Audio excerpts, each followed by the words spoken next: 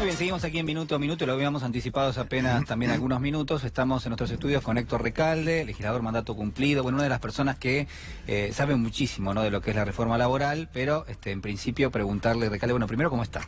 Estoy muy bien y lo primero que quería decir es mi solidaridad con los trabajadores y trabajadoras del canal, que vino hostigado, discriminado, y también con los trabajadores de Telam. Es decir, nada más y nada menos que todo lo que tiene que ver con la comunicación y la información del pueblo argentino, de aquellos medios independientes, están siendo hostigados por el gobierno, así que quiero plantear mi solidaridad, ¿verdad? Ese es mi ADN, digamos. Bueno, ¿no? muy bien, le agradecemos muchísimo. No. Quiero preguntarle por bueno, la situación económica. Puntualmente hay un dato que se acaba de conocer. La economía cayó acá está el dato, 5,8% en el mes de mayo. Este es el dato del INDEC que se acaba a conocer recién. Es una caída realmente estrepitosa, ¿no? Sí, De la actividad económica, 5,8%, reiteramos, en el mes de mayo. Y la pregunta tiene que ver con la evolución y cómo esto impacta en las familias en Argentina, ¿no? Bueno, es manifiesto lo que está pasando con la pérdida de poder adquisitivo del salario, la inflación que no se contiene. A mí me extrañó que hablaran de la inflación, decía el presidente de la Nación, qué problema con las importaciones. La verdad que la inflación lo que perjudica es al mercado interno, pues cuando el jubilado, el trabajador, aquel que tiene un ingreso fijo, disminuye su capacidad de consumo, disminuye también el consumo, y si disminuye el consumo es la vuelta regresiva, es decir, menos venta, menos producción y menos empleo. Estos datos yo no conocía. Recién se acaba de conocer recién, por eso lo damos a... Pero el Fondo Monetario Internacional está diciendo que la involución que está subiendo la economía argentina. Es decir, si lo dice el fondo... Y además es un gobierno muy insensible con estas cuestiones. Y realmente hoy estaba viendo temas que conmueven frente a la realidad, esto de los aportes truchos que hay. Y pensaba que realmente es un gobierno trucho. Y lo digo con respecto a la investidura presidencial. Yo en ese sentido soy cuidadoso, pero comenzó con una serie de promesas de este gobierno incumplidas. Y a veces uno piensa, yo en su momento cuando era diputado, a ver si había una forma de sancionar la mentira preelectoral. Y es muy difícil, no lo pude conseguir porque hay que priorizar, digamos, la libertad en el mensaje, etcétera, etcétera, y puede ser que alguien prometa de buena fe algo que después no pueda cumplir. Esos límites, pero evidentemente, sobre todo con los trabajadores, impuestos a las ganancias, por ejemplo. Realmente fue un reclamo permanente, el movimiento obrero, que ahora decayó porque realmente hay otros problemas tan acuciantes que hacen que los convenios colectivos de trabajo. Es decir, este gobierno ha puesto techos, pero lo escribió en un decreto autorizando, ¿se acuerdan del tope del 15? Sí. Autorizando hasta un 5% más, vendría a ser. O sea, una confesión de que ponían techo cuando la Constitución Nacional da la libertad para la negociación colectiva. Nos metemos en el tema sindical, si le parece. Hoy, más temprano, Hugo Moyano, titular del Sindicato de Camioneros, bueno, dio una conferencia de prensa en rechazo a una multa que le impone el Ministerio de Trabajo, 810 millones de pesos, por, en principio, bueno, de alguna manera no seguir lo que son los lineamientos de una supuesta conciliación obligatoria que había dictado el Ministerio de Trabajo. Obviamente mi solidaridad con los trabajadores. ¿Le parece que lo escuchemos a Moyano? Sí, cómo no. Así hacía el anuncio. El absurdo es, no sé cómo llamarlo ya, de denominarlo, ese disparate como tantos que hace el gobierno, que ha hecho en aplicarlos una multa por, creo que fueron 6, 7 asambleas que se realizaron, una multa que no tiene nada que ver con la realidad. Ni siquiera desde el punto de vista legal tiene sentido lo que han hecho, pero sí desde el punto de vista político. Quieren por todos los medios doblegar a la institución, a quien les habla, en principio, porque el responsable de lo que ocurre en Camioneros es Hugo Moyano, no es más nadie. El máximo responsable es Hugo Moyano. Bueno, decía Moyano, no estamos dispuestos a dar un paso atrás, decía que el gobierno se manejaba prácticamente actuando como si fuese un gobierno de facto, acusaba de persecución sindical. ¿Qué le parece? Yo coincido, porque hay una persecución a todo aquel dirigente sindical, en el caso particular en Moyano, en este caso con una multa de más de 800 millones de pesos, realmente desproporcionado, tratando de limitar el accionar de los sindicatos que actúan en función de los derechos que le otorga la Constitución y la ley.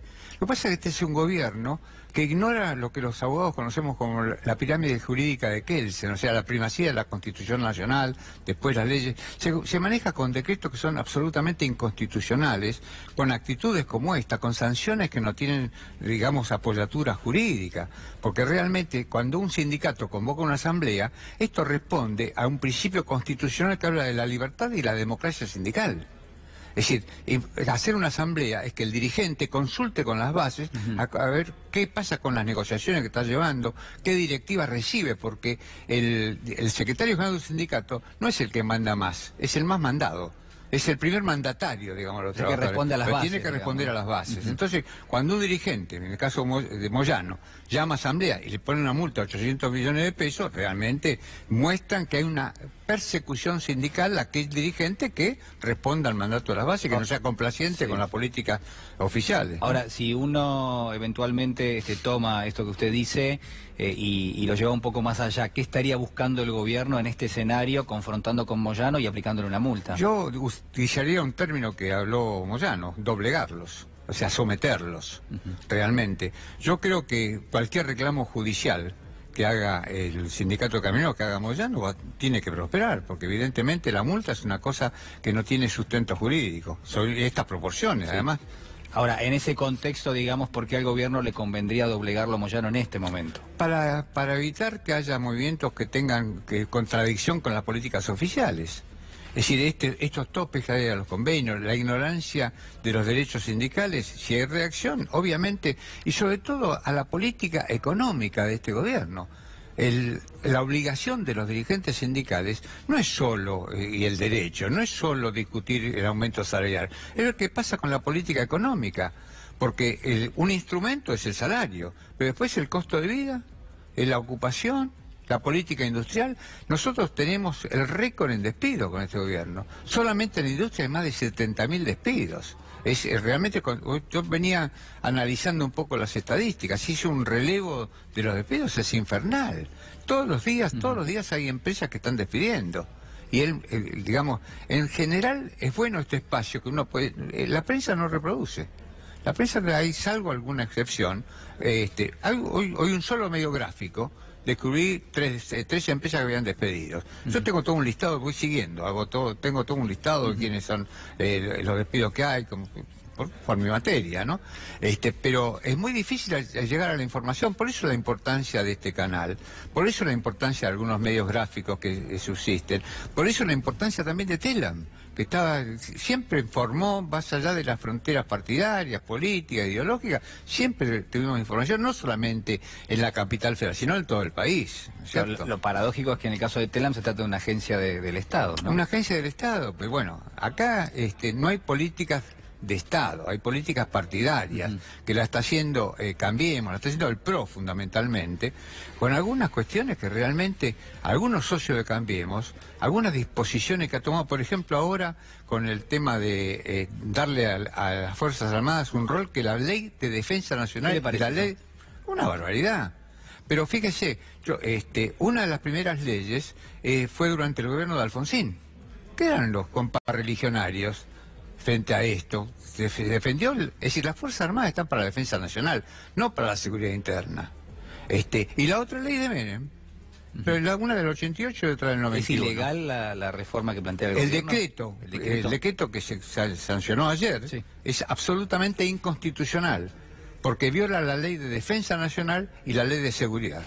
Es decir, ambas leyes viola. Así que, obviamente, hablaba de la pirámide jurídica. El decreto es una norma inferior a la ley, no puede reglamentarla, pero no puede contradecirla. Es decir, usted sostiene que si el gobierno quiere llevar adelante la reforma, tiene que pasar obligadamente por el Congreso. Por el Congreso, para eso está el Parlamento.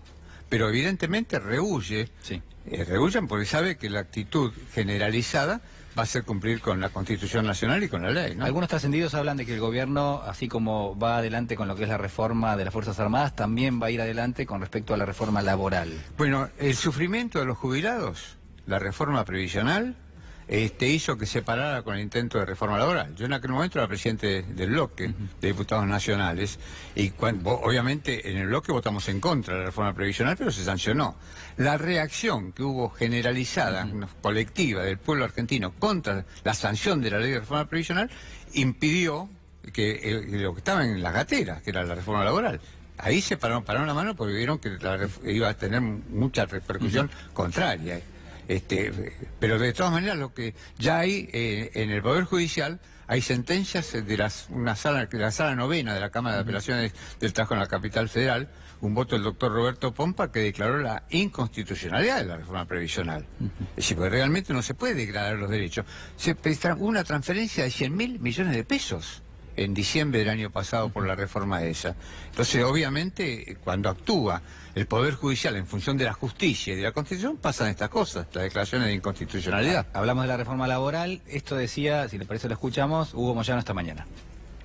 Le decimos que, claro, a lo mejor ellos creen que los motivos para tenernos de enemigo número uno a nosotros es porque no se pudo llevar adelante la modificación de la reforma laboral, que esto se lo digo a todos los trabajadores del país, que trae como consecuencia la esclavitud de los trabajadores, trae como consecuencia retrotraernos al preperonismo, como dice un amigo, retraernos al preperonismo, sacarle todos los derechos que el trabajador tiene, quieren llevarnos a ese... Y los primeros que evitamos que se trate en el Congreso fuimos nosotros. Fue Camionero, por instrucción mía, el hombre que teníamos en la CGT, era Pablo, evitar que se trate en el Congreso, ¿no es cierto?, esa reforma laboral cuando se menciona que espero que no haya otra Banelco, como dijo Pablo. Eso fue lo primero que se hizo. Y lo segundo que se hizo es romper el techo del 15%. Entonces, claro que nos tiene como enemigo el gobierno, porque evitamos que se haga la reforma laboral para llevar a la esclavitud al trabajador y evitamos que den un aumento de miseria con la inflación que ha habido, darle el 15% al trabajador. Bueno, allí estaban las palabras de Hugo Moyano. Es lo que veníamos conversando, el techo del 15% que quisieron imponer, que después lo modificaron frente a una inflación que ya está superando el 30%, con mucha generosidad, entre comillas, del 15 pasaron a un techo del 20. Pero, ¿dónde está la libertad en la negociación colectiva que consagra la Constitución Nacional? Lo que quieren hacer es lo que hizo el Brasil recientemente. Y lo que hizo Brasil tiene unas consecuencias en la reforma laboral terribles, peores que la de Grecia. En Grecia, hace 9 años que el Fondo Monetario Internacional impuso un programa de reforma laboral. Cada vez están peor. No solamente los trabajadores en Grecia, la sociedad en Grecia cada vez está peor. Entonces, la verdad, es muy bueno que haya dirigentes sindicales que reaccionen en contra y tratando de frenar esta modificación, esta reforma. Debe ser una pregunta que le hacía recién a Gabriel Mariotto a propósito de si se consideraba peronista. ¿Usted está dentro del peronismo? Yo nunca hice política, siempre fui peronista. Bueno, en ese sentido le pregunto entonces por el armado para el año 2019, ¿no? Porque hay ya en principio algunos referentes de lo que se llama el sector del peronismo que han salido a hacer algunas declaraciones, que se están mostrando más, y la pregunta tiene que ver con esto, es decir, ¿hay un 2019 para el peronismo? Yo creo que no solamente para el peronismo, porque el peronismo solo no alcanza. Nosotros tenemos que armar, es mi interpretación, por supuesto, una unión con el campo nacional, popular, democrático, latinoamericano, y el 2018, en mi lectura, tiene que ser la discusión de un programa, 10, 15, 20 puntos. Digo 20 porque nosotros tenemos las 20 verdades peronistas, claro, pero con amplitud. Sí. Y además el peronismo siempre fue frentista, es decir, realmente desde la fórmula Perón-Quijano en 1946, ganamos el 24 de febrero, el 46 con esa fórmula. Bueno, imitarlo. Este año, y esto sí es muy personal, yo solo discutiría programas. Porque cuando uno empieza a hablar de candidaturas, segrega en alguna medida y dificulta esta unidad que uno está pregonando. Entonces, discutamos sobre un programa. Y después la fidelización frente a ese programa, que no nos pase, digamos, que no haya defecciones después. Y el año 2019 tenemos tiempo suficiente para ver qué persona puede ser la que represente mejor el programa que consideren esas fuerzas populares. Usted dice qué persona porque sería un candidato. Yo digo, normalmente, por la idiosincrasia de nuestro pueblo, se habla quién va a ser la persona, por eso hablo de la persona, pues el candidato o candidata.